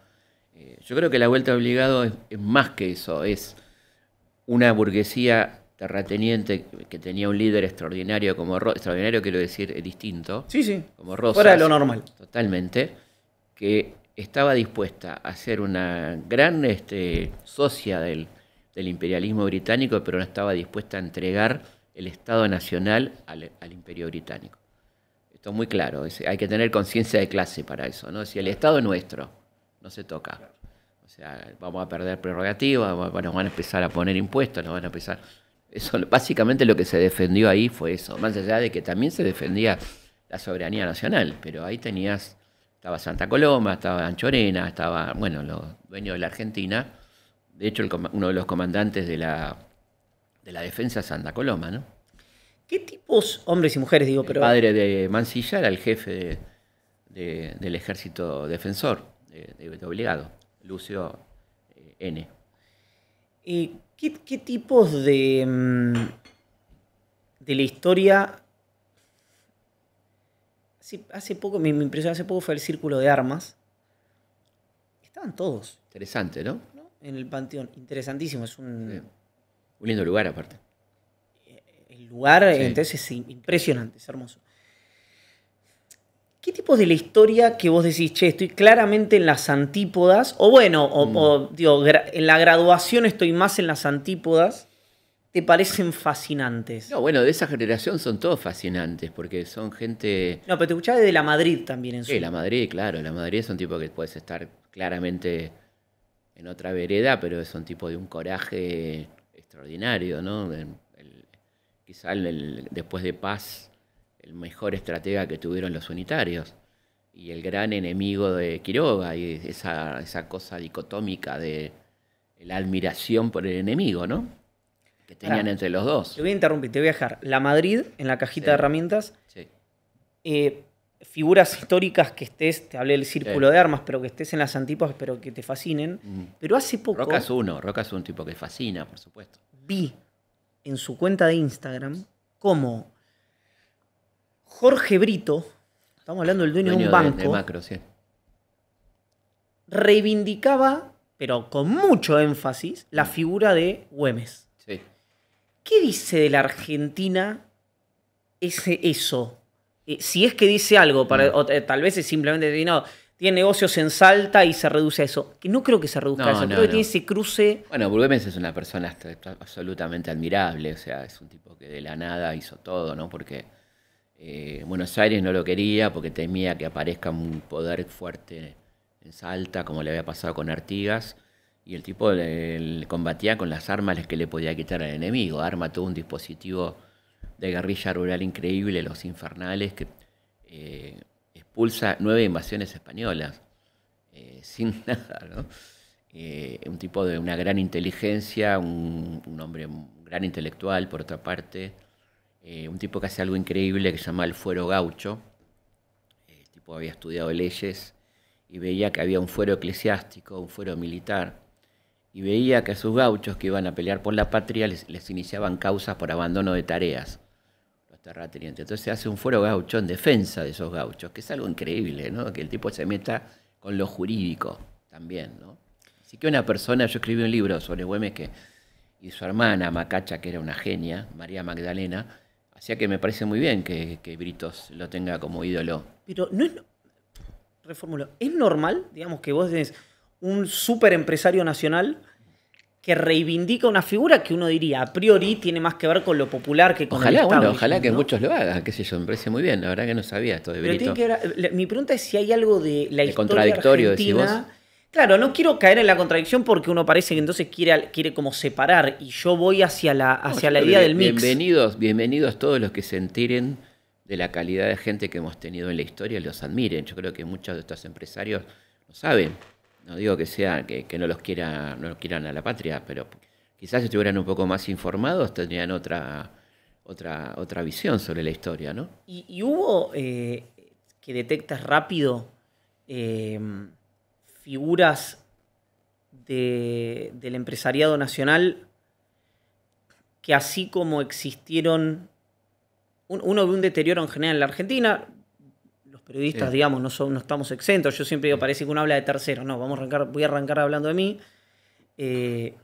Antes tenías a Pasquini Durán y ahora tenés a Iván Yagroski, si querés, voy a arrancar de mí para no esquivarle al bulto, pero donde vos tenías empresarios que podían gustar o no gustar, pero conocían la historia argentina. O comprometidos con la actividad cultural. Yo siempre pongo el ejemplo de Federico Augelius, ¿no? El hombre que financió la revista Crisis. Claro. Fue un proyecto cultural extraordinario y que terminó pagándolo muy caro porque la dictadura lo metió preso, le sacó todo. Un empresario nacional, ¿no? Sí. Que apostó muchísimo a una revista cultural que fue, yo creo que después de Sur, la revista más importante de la cultura argentina, Crisis, ¿no? Pero es la globalización, ¿qué es? Yo no sé, yo creo que también hay una... Sí, yo creo que la globalización, la cuestión del hipercapitalismo, la cuestión que no es necesario la cultura para triunfar en los negocios. Antes iba como junto. La gente tenía que ser culta, ¿no? Te daba seniority. Te daba seniority, te daba prestigio. Hoy ya no. Claro.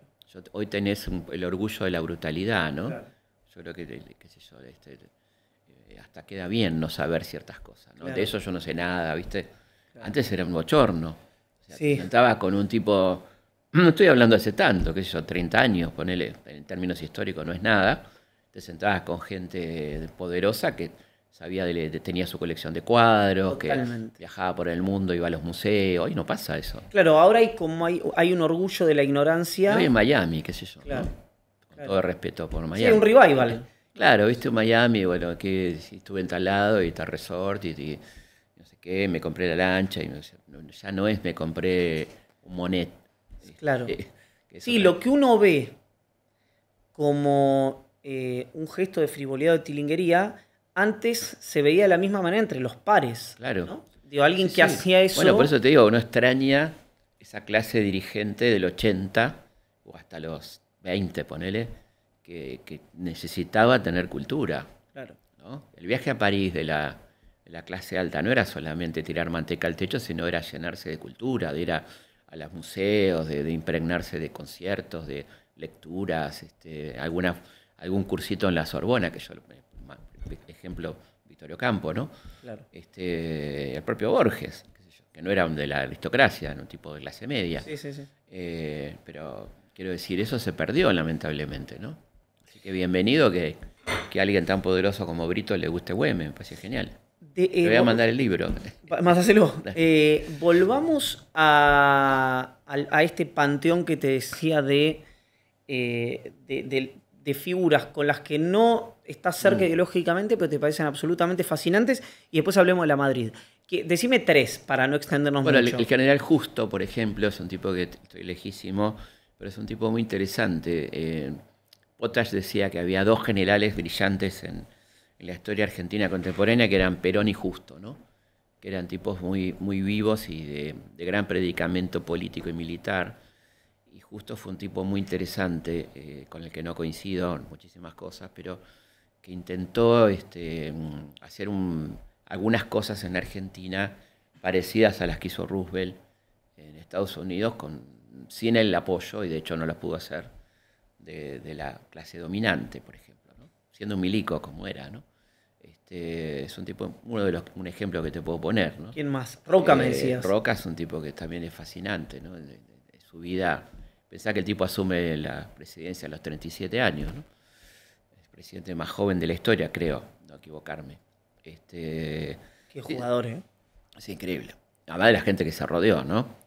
A Joaquín B. González, Eduardo Wilde, que es el inventor de la palabra en la jerga política argentina de los descamisados. Tiene un texto maravilloso, buscalo, se llama Los Descamisados, que es increíble, donde se hace una autocrítica de esa generación en torno a por qué hay descamisados, quién le quitó la camisa al descamisado, ¿no? Muy interesante. Bueno, no sé, hay mucha gente, ahí tenés el propio Vialet Macé, ¿no? Que González le encarga que haga Los viajes. el viaje. Sí. ¿Sabés que leí el libro de Trímboli sobre que se llama Los viajes de Vialet Macé? Y hay algo que siento que es increíblemente conservador lo que voy a decir, pero no tengo ningún problema, pues nací en Bahía hace 35 años, así que está en el agua. La época de la nueva provincia. Exactamente, Claro. esplendor. Claro. Esplendor. Pero que hay algo de un derrumbe, él habla del derrumbe moral del posmodernismo. Sí, sí, claro. ¿Por qué sí, claro? No, pues sí, porque hay un derrumbe moral, ¿no? O sea, ¿Dónde lo además, yo veo el derrumbe en lo poco que importan las ideas, ¿no? La ausencia absoluta de debate. Hay peleas, ya no hay debate, hay peleas, viste, griterío. Para mí el mejor ejemplo es Intratable, lo que fue Intratable. Del ¿no? Moro. Sí, sí, en lo que era ese programa, que era insoportable, ¿no? De donde todos se gritaban, se carpeteaban, y no había ningún debate. Me haces reír con eso porque De ahí salió Milei, ¿no? yo veía el programa y pocas cosas recuerdo, yo que soy casi un indolente, pocas cosas recuerdo en televisión que me generaran todo el tiempo, todos los días, ese nivel de indignación. Totalmente. Y no poder dejar de consumirlo, por otro lado. Sí, sí, claro, Pero en algún estaba momento muy bien hecho, estaba bien hecho. Me hizo daño. Estaba bien hecho, pero era insoportable. Y además hablaba del nivel político de la Argentina, ¿no? Tremendo. Donde no había ningún debate. Yo creo que no hay debate. Incluso esta muletilla de lo polémico, ¿no? Sí. Polémicas declaraciones. ¿Con quién te está polemizando? Claro. Está mal aplicado el calificativo polémico, ¿no? ¿Viste alguna vez el debate de Rucci y Tosco? ¿Lo Sí, viste? sí. No existe, no está. Ah, no está. No está, hay un audio y yo lo tengo desgrabado. Y ahora me queda pendiente ver la obra, que parece que está muy bien. ¿Quién es que...? Está Robito Sí, y Fabián Mena. es verdad, hay que Sí, verla esa. en la UOM. Eh, Bueno, ese debate es fascinante porque vos ves los niveles que tenía el sindicalismo en los 70, ¿no? impresionante. Derecha, izquierda. Sí, sí. O no sé si Sí, derecha. sí, peronista. ortodoxa, heterodoxa, Sí, sí, no peronismo, sé. izquierda. Sí. El otro era claramente de izquierda, clasista, Sí. tosco, y el nivel es increíble. Increíble. Inclusive hay un acto fallido muy divertido en un momento, dice, como dice el compañero Tosco. ¿Pero es un acto fallido? Sí, o es- ah, sí, sí, sí, sí. ah. Sí, y se tratan bastante bien en el debate. Sí. Moderado por Sofovich, ¿no? Dado por Sofovich. Impresionante. Sí, Extraordinario. excelente. Extraordinario. excelente. ¿Qué otros debates así? Caputo. Y no, pero de muy bajo nivel, porque Sadi era un tipo de muy bajo nivel. Claro. Sí, la verdad que, comparado con Caputo, que era un tipo que lo cargaban por su afrancesamiento, por un tipo muy preparado. Muy El preparado. otro iba a cosas muy básicas Sí, que es no, qué sé yo. Sí. ¿Qué otro? No hay muchos debates. hay muchos, ¿no? Pero Así, bueno, está. los debates fue un debate muy interesante, el de la obediencia debida en su momento, Claro. en el Parlamento, donde hubo argumentaciones fuertes, incluso con referencias a la mitología griega. Yo lo tengo ese debate, es muy interesante, ¿no? Sí. Debate, bueno, los debates qué sé yo, de Palacios en el Parlamento, Claro. Lisandro de la Torre, ¿no? Pero fíjate que se extrañan esos debates, ¿no? Hoy en Tremendo, día, porque- además vos te das cuenta de la falta de respeto. Está hablando un diputado y están haciendo cualquier cosa, los demás, nadie escucha, ¿no? Bueno, Pichetto decía también el otro día una cosa que no parece menor. Dice, yo cuando entré a esta cámara, creo que estaba Rollero de presidente de la Cámara o presidente del bloque, dice, cuando entré a esta cámara, tardé un año en hablar. Claro. O sea, te tenían que permitir, tenías que tener algún tipo de argumentación, Sí, de sí. idea. Había tipos como Jaroslavski, ¿no? Eran Claro. personajes. Claro. Claro. Hoy entrás a los 5 minutos, No, aparte nadie escucha a nadie. nadie está pensando en el recorte de redes sociales. ¿Hasta qué hora nos vamos a quedar, no? Sí. Y por eso es tan poco interesante, porque son argumentos y el otro no escucha nadie va a convencer a nadie, por supuesto.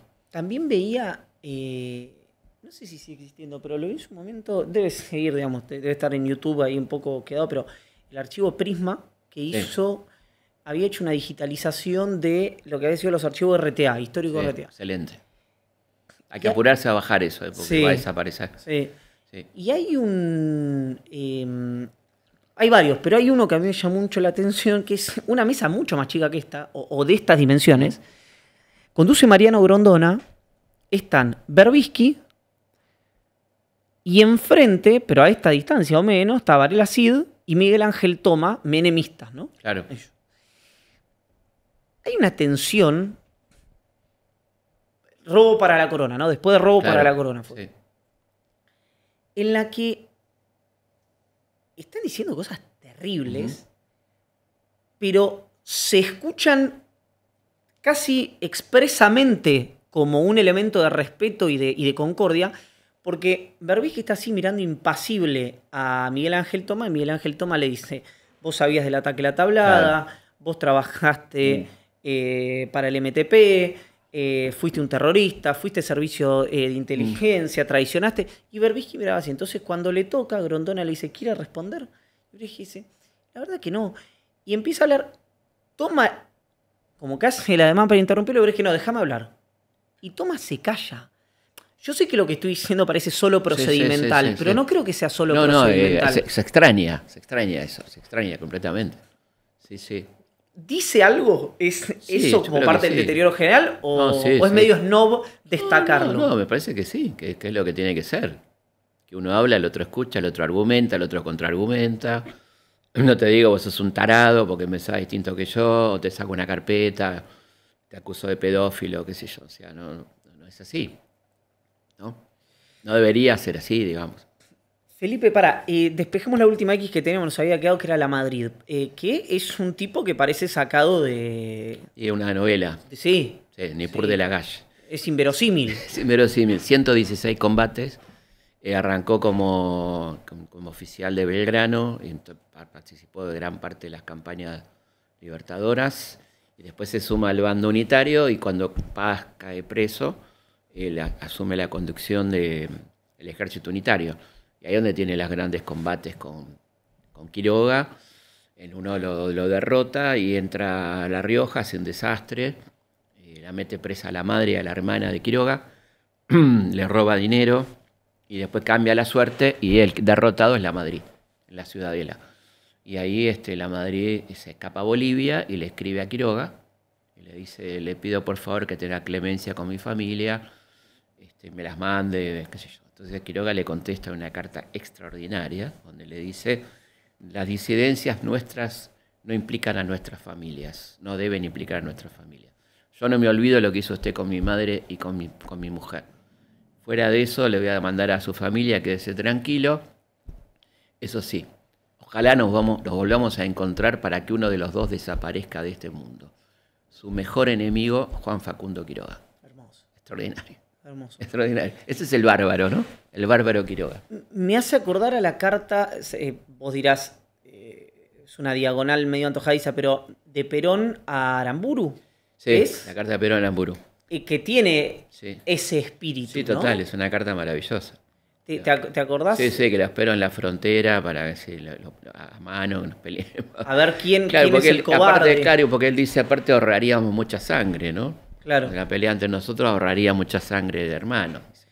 Sí. Cartas así históricas. Bueno, cartas la de históricas, Valle, la de Valle, la de Dorrego a su mujer, es impresionante. ¿qué? Angelita, muy parecida a la de Valle. Yo creo que no sé si Valle no se inspira en Dorrego, porque es una carta muy parecida donde dice que lo van a matar, que no sabe por qué lo van a matar, porque no hay ningún juicio, no hay nada, y que, bueno, que haga su vida, que sea feliz, que no pudo serlo feliz con él, que cuide a sus hijas, una carta hermosa, ¿no? La de Manuel Dorrego a su querida mujer Ángela, y a sus hijas también, una carta muy bonita, ¿no? Y la de Valle es tremenda. ¿Qué recordás? Y la de Valle no solamente, porque ahí Dorrego tiene una actitud contemplativa, donde le dice, no, perdono a mis enemigos. Valle habla de lo que va a pasar, de lo que se viene, ¿no? Con el golpe del 55, que había pasado un año, ¿no? Así que es muy interesante. Es impresionante, Sam. Sí. Muy impresionante. Sí. A ver, lo digo descriptivamente esto, ¿no? Pero uno siempre tiende a decir no frente a esta pregunta. ¿Pero es posible dividir la historia entre buenos y malos? No, pero ahí hay un prurito profesional, digamos, Por que eso no te digo, para los historiadores. no queda bien decirlo, pero hay gente buena y gente mala en la historia, eso está claro. Indiscutiblemente. Indiscutiblemente, sí, hay hijos de puta y hay buena gente, o sea, claramente. Eso es, yo creo que es casi objetivo, te diría, porque Hitler es un hijo de puta, o sea, ¿no? ¿Qué vas a decir? Sí, sí, sí. Claramente, Mussolini es un hijo de puta, Videla es un hijo de puta. Bueno. Hay academicismo ahí. No, claro, pero después, bueno, están los matices y también cómo se comportó el resto frente a eso, las complicidades sociales. El tipo no es un emergente, ¿no? O sea, si nosotros pudiéramos resumir la maldad en Hitler, sería muy fácil. Eso que dice la genia de Hannah Arendt, Sí, claro, la banalidad del mal, ¿no? O sea, Eichmann era una basura, pero Eichmann era el emergente de un modelo, ¿no? Claro. Te pregunto por esto porque si hay siempre, acá te digo, sí, más metodológico, hay siempre un enfrentamiento entre la divulgación y la academia como si fueran cosas que van por carriles separados. Vos tenés algo que me parece que es transversal en términos ideológicos y generacionales, que partís en dos eso, tenés como ese horizontal y ese vertical, que te reconocen rigor y te reconocen, al margen de cómo vos pienses, justicia o la mayor justicia posible a la hora de esa narración histórica. ¿Qué crítica le haces vos a la academia? Yo creo que la academia está cambiando mucho. La academia, hay una idea de la academia que no es la real. La academia es la academia de la historia, pero la academia también es la gente que egresa de la facultad, que está mucho mejor y que está mucho más cerca de la realidad de lo que estuvo en otros momentos de la Argentina, donde, por ejemplo, había un retraso, un delay importante en producir y pensar sobre la dictadura, por ejemplo, ¿no? Yo creo que en los últimos 20 años ha cambiado muchísimo el perfil del egresado, el perfil del estudiante, y hoy tenés una impresionante cantidad de producción académica sobre esos temas.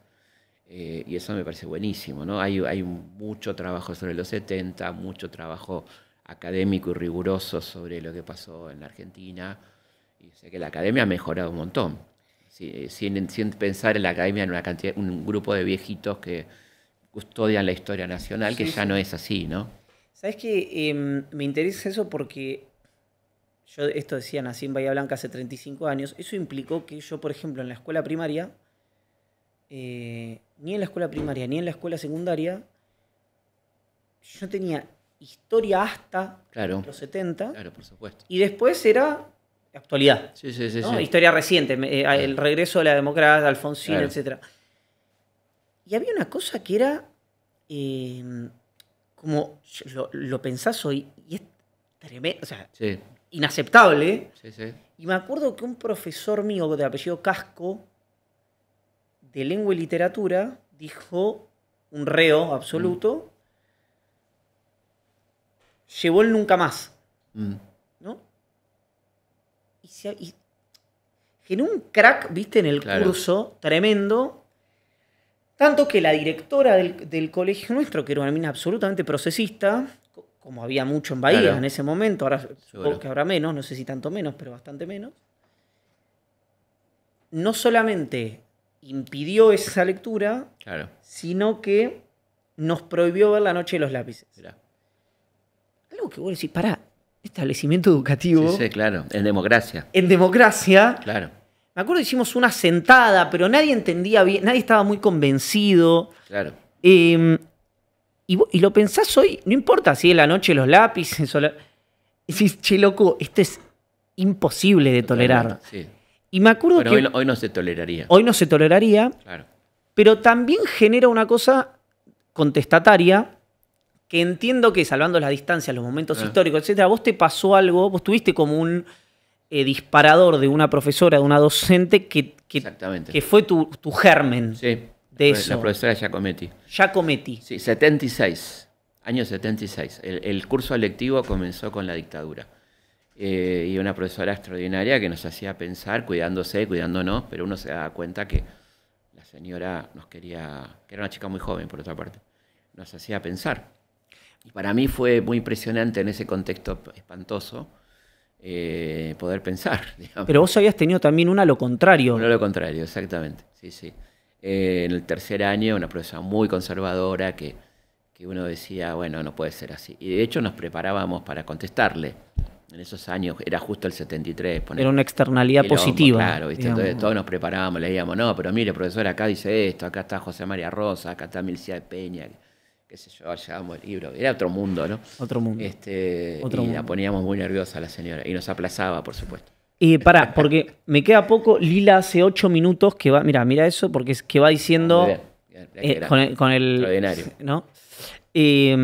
Vos contaste alguna vez que cuando hiciste la colimba, que hiciste poco tiempo porque tuviste un problema de salud, que había mucho antisemitismo tal cual. en aquel momento. Sí. ¿Ves un recrudecer de eso en Argentina a nivel global?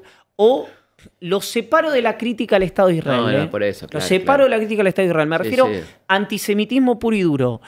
Que a veces viene acompañada de la crítica al Estado de Israel. ¿no? Es decir, por eso tiene dos caras. Es importante siempre diferenciar una cosa de la otra. Yo no sé si hay un recrudecimiento. No, yo no lo veo. No lo veo. Creo que en este momento está muy impregnado de lo que está pasando en Israel, pero no veo en este momento un recrudecimiento. Pero viste, porque vos tenés el que cuando critica a Israel o a Netanyahu viene una respuesta de sos antisemita, pero también viene el que critica a Israel y dice porque son judíos. Aprovecha, claro. No, como veo las dos. Sí. Tanto, y te diría, si querés ponerle dos lados a la grieta, tanto de mucho de la izquierda, mucho del antiperonismo, pero también del nacionalismo argentino. Claro, por supuesto, sí. O sea, no hay recrudecer. Yo creo que no, me parece que no. Siempre hubo un componente antisemita en la sociedad, como hay en todo el mundo. En Argentina, curiosamente, para mí me parece un país muy tolerante, ¿no? Sí. No creo que los judíos hayan tenido grandes problemas en Argentina, más que en otros países. Claro. por supuesto sí durante la dictadura donde se los persiguió especialmente, ¿no? Y yo me acuerdo lo que contaba de la Colimba es que a los pibes judíos los trataban mucho peor que a nosotros, que nos trataban para la mierda, pero a los judíos particularmente. Y había algunos, vos le decías chistes, pero unas semi-emboscadas a todos, ¿no? Que eran, ¿alguien sabe escribir a máquina? Sí, Y a mí me pasó. ¿Cómo Sí, fue? sí, que quién sabe escribir a máquina nos mandaron a limpiar los baños. ¿Sí? O sea, vos dirías, Sí, es claro. como, Y me imaginás oficinista, viste, bien tranquilo, te mandaban a la mierda. es como una Sí, sanción a la ilustración, sí, digamos. completamente, sí. Claro. Aparte, imagínate que era el año 78, Videla presidente, sí, claro. Claro. Sí. Y quiero terminar, o sea, me decís Videla presidente y me acuerdo de, porque hablamos de la nueva provincia, se me da la cabeza Macera. ¿Había en la Junta o cerca, en su entorno, gente que vos dijeras, che, pues siempre se habla de Macera esto, ¿no? Che, este tipo estaba formado y tenía un proyecto de país en la cabeza al margen de su brutalidad? Sí, Macera. Macera. Sí, O sea, sí, estaba, claramente. está bien ese enfoque Sí, histórico. ese era el más político. Claro. De hecho, hay una carta de Macera muy crítica, fundamentalmente a la política económica de Martínez de Oz, exactamente. Claro. Lo que pasa es que uno no lo puede separar de De la brutalidad. del Chacal y Exacto. el dueño de la ESMA, ¿no? Exacto. Pero sí, yendo puntualmente a la pregunta, era el más político de la Junta. De hecho, fíjate que arma una publicación muy perversa que se llamaba Cambio, cuya tipografía era la misma de Noticias, el diario de los Montoneros, ¿no? Que estaba redactada en la ESMA. Wow. Ese periódico cuando él crea el Partido para el Cambio Social, durante la dictadura, pues se pensaba candidateable en algún momento, ¿no? ¿Leíste cómo? ¿De quién era la puta que lo parió? ¿De Leila? Sí, se la llama de Leila Guerrero. De Leila, el de Silvia Lavarius. ¿Lo Sí, leíste? muy interesante, sí, muy interesante. ¿Cómo Bueno, vuelve, no? que trajo mucho revuelo, ¿no? Mucho. Ahí, mucho revuelo en torno a lo que significaba en ese momento estar ahí adentro, la traición o no traición, que palabra que para mí siempre está en duda, ¿no? Que quién está en condiciones de juzgar a una persona que delata dentro de esas condiciones infrahumanas, quiero decir, ¿no? Mi viejo, que tenía la suficiente edad como para haberse exiliado en el 76, pero haber sido perseguido por Onganía, digamos. Claro. Me acuerdo de mi viejo me decía, si ustedes me contaba a mí, Sí. pero las pocas veces que eligió hablar de esto, y me lo contaban después compañeros de militancia, después que él murió, que él decía, si a mí me agarran, ustedes rajen, Claro. porque yo tardo 7 segundos en tratar, Claro. no resisto la tortura. Claro, bueno, por supuesto, quién sabe, ¿no? Y ¿Quién a- sabe?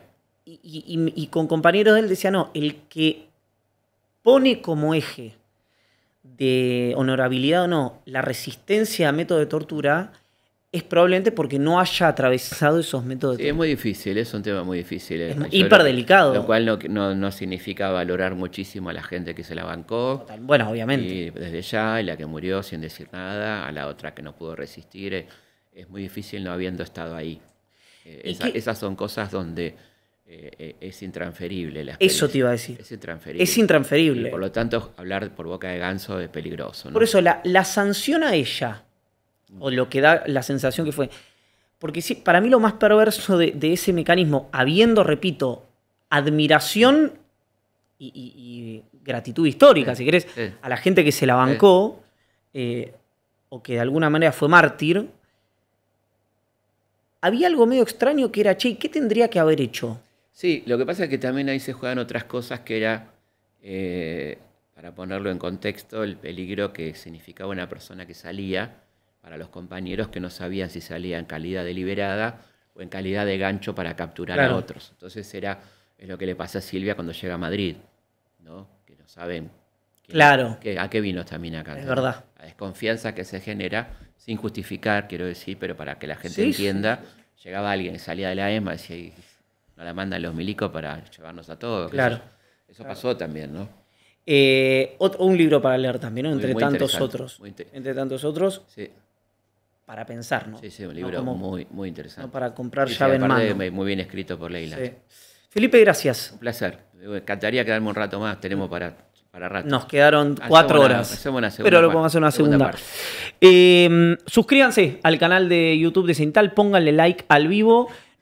No se pierde ningún contenido de lo que pasa aquí. Y recuerden que todo este bicho y todo este boliche se construye gracias a nuestra comunidad de mejores amigos, a la que pueden suscribirse o sumarse escaneando este QR que seguramente está apareciendo en este momento. Y si no, yendo a cenital.com/sumate y colaborar con el crecimiento de este medio que continuará, si Dios quiere, y si mi cuerpo resiste, unos años más, ¿no? Por lo menos hasta que muera, a los 40, 41, 42 años. Porque más que eso, Felipe. ¿Para qué? ¿Para qué más? ¿Para qué más? Claro. Vamos, en la plenitud. Totalmente. En la plenitud. Aprovecha. Gracias, Felipe. Gracias a todo el equipo y nos reencontramos en cualquier momento. Adiós.